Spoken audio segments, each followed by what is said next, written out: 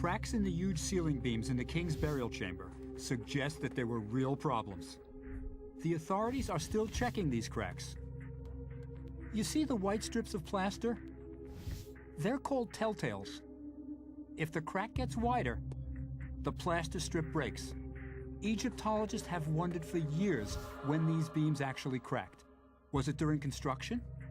Or maybe centuries later, as the result of an earthquake?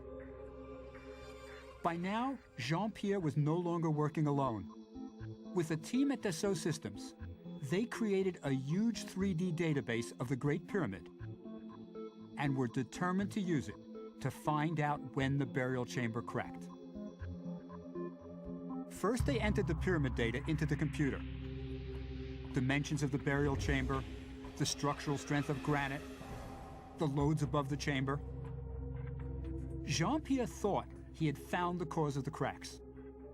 The huge rafters on top of the last relieving chamber had slipped. Just a tiny bit, about an inch. But when they entered this into the computer, they were puzzled. The test showed stress on the beams. You see those green areas? But the beams didn't crack. They had to be missing some crucial element. Jean-Pierre went back to his map of the burial chamber. There was one detail they hadn't entered. The burial chamber's south wall had settled and was 1 inch lower than the north wall.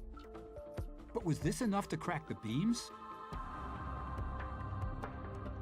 The team added this detail to the computer model and began completing their pyramid layer by layer. When the pyramid reached a height of 375 feet, the model shows the beams cracking. See the red areas? In exactly the same place as the real cracks. So the beams cracked while the pyramid was being built,